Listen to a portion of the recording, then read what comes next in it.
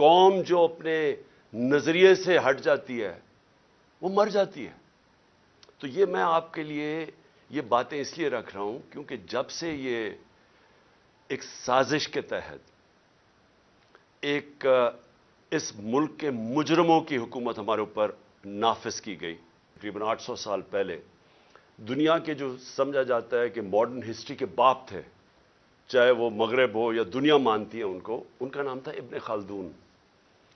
وہ اپنی کامنٹریز میں لکھتے ہیں کہ اگر اسٹیٹ کے اوپر وہ اپنا سارا تجزیہ نکالتے ہیں کہ اگر ایک ریاست کے اندر عدل اور انصاف نہ ہو وہاں خوشحالی نہیں آ سکتی. یہ آج سے 800 سال پہلے لکھتے ہیں کہ بنیادی چیز خوشحالی کے لیے، غربت کم کرنے کے لیے عدل اور انصاف ہے. اور وہ کیوں ہے وہ تفصیل میں بیان کرتے ہیں کہ بزنس بھی، سرمایہ کار انویسٹ اس ریاست میں کرتے ہیں جہاں ان کو پتا ہو کہ یہاں قانون مکمل طور پہ ان کی حفاظت کرے گا، کوئی طاقتور آ کے ان کی زمین پہ، ان کے کاروبار پہ قبضہ نہیں کرے گا، جو وہاں کا ٹیکس کا نظام ہوگا وہ منصفانہ ہوگا. ان کو کوئی یہ خوف نہیں ہوگا کہ آتے ساتھ ہی کوئی قبضہ گروپ ان کی جگہ پہ قبضہ کر لے گا، کیونکہ وہ انصاف ہوگا. جدھر انصاف ہے وہ قبضہ گروپ نہیں ہے، جدھر انصاف ہے وہ ظلم نہیں ہے، جدھر انصاف ہے وہ NRO نہیں ہے. وہ بڑے لوگ چوری نہیں کر کے معاف نہیں کروا سکتے کیونکہ قانون کے سامنے سب ایک برابر ہے. تو یہ جب مدینہ کی ریاست کی بنیاد رکھی گئی عدل اور انصاف پہ، تو یہ یاد رکھیں کہ وہ اس وقت بڑے برے حالات تھے. خوشحالی بعد میں آئی، پہلے انصاف آیا. تو آج میں اس لیے اس کے اوپر بات کرنا چاہتا ہوں کہ ہم اس ویژن سے اتنا دور جا رہے ہیں کہ مجھے خوف آ رہا ہے کہ ہم بچیں گے بھی یا نہیں بحیثیت قوم. ایک انگریزی کی سٹیٹمنٹ ہے، نیشنز وداؤٹ اے ویژن ڈائی. قوم جو اپنے نظریے سے ہٹ جاتی ہے وہ مر جاتی ہے. تو یہ میں آپ کے لیے یہ باتیں اس لیے رکھ رہا ہوں کیونکہ جب سے یہ ایک سازش کے تحت ایک اس ملک کے مجرموں کی حکومت ہمارے اوپر نافذ کی گئی، ذرا ملک کے حالات دیکھ لیں کہ کدھر سے کدھر پہنچ چکے ہیں. اور میں اس لیے یہ آپ کے لیے کہہ رہا ہوں کیونکہ اب جس طرف آپ جا رہے ہیں میں آخر میں ادھر آؤں گا کہ اگر ہم بحیثیت قوم، میں اپنی ساری قوم کو، پارٹی کو نہیں کہہ رہا، قوم کو کہہ رہا ہوں کہ اگر آج ہم نہیں جاگیں گے اور ہم جد و جہد نہیں کریں گے، ہم سب ذمہ دار ہوں گے جس طرف اب ہم جس رخ پہ نکل چکی ہے. سب سے پہلے معیشت آ جائے. دیکھیں معیشت جو ہے نا، اس کے اوپر بھی ایک بڑا ضروری ہے، میں جو شروع میں بات کی کہ ادھر بھی انصاف چاہیے ہوتا ہے، رول آف لا چاہیے ہوتا ہے، سرٹنٹی چاہیے ہوتی ہے.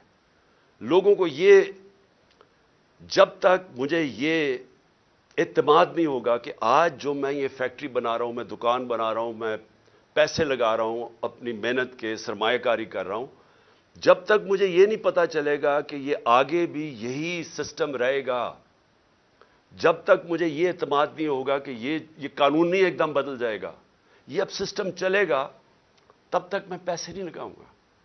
بلکہ وہ یہ چھوڑیں کہ میں ملک میں نہیں لگاؤں گا، باہر سے بھی نہ کوئی پیسے لے کے آئے گا ملک کے اندر سرمایہ کاری کرنے کے لیے، اور اندر سے بھی آپ کے ہمارے جو سرمایہ کار ہے وہ کسی اور ملک میں جا کے پیسے لگائیں گے.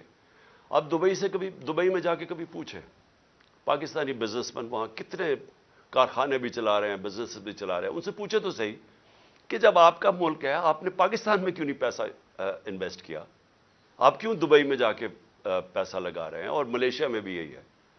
تو وہ سب سے پہلی بات کہیں گے کہ یہاں ہمیں اعتماد ہے ان کے قانون کے اوپر، ہمیں یہاں رول آف لا نظر آتا ہے، اس لیے ہمیں اعتماد ہے کہ جو ہماری انویسٹمنٹ ہے، جو سرمایہ کاری ہے، ان کا قانون اس کی حفاظت کرے گا، اس لیے لوگ انویسٹ کرتے ہیں.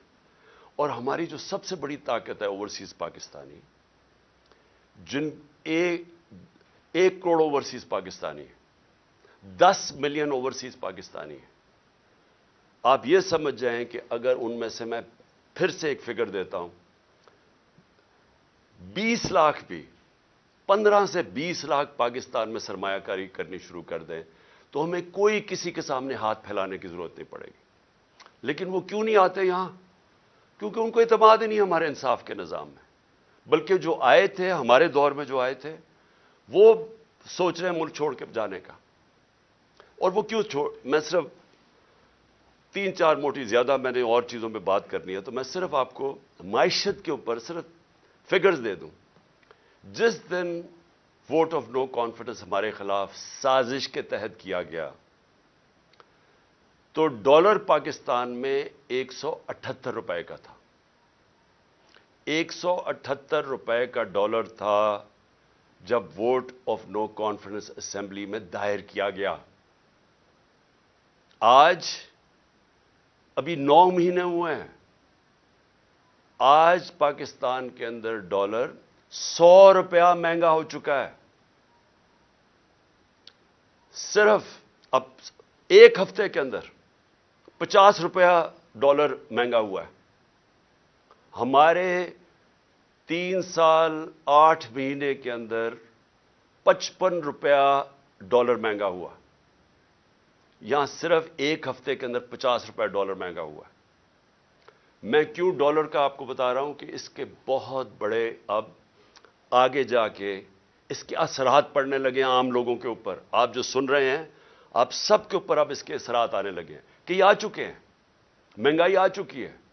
अभी भी जो महंगाई है 50 साल में पाकिस्तान की तारीख में सबसे ज्यादा महंगाई है। इस वक्त जो आम इंसान चीजें खरीदता है, सबसे जो बुनियादी चीज है वो आटा है। वो 60 रुपए किलो से पहुंच गया है 150 रुपए पे। ये आम आदमी खाता है। उसके अलावा घी किधर से किधर गया है। और जो लोग बिजली इस्तेमाल करते हैं, गैस करते हैं, ये सब महंगी हुई और मजीद और महंगी होने जा रही हैं।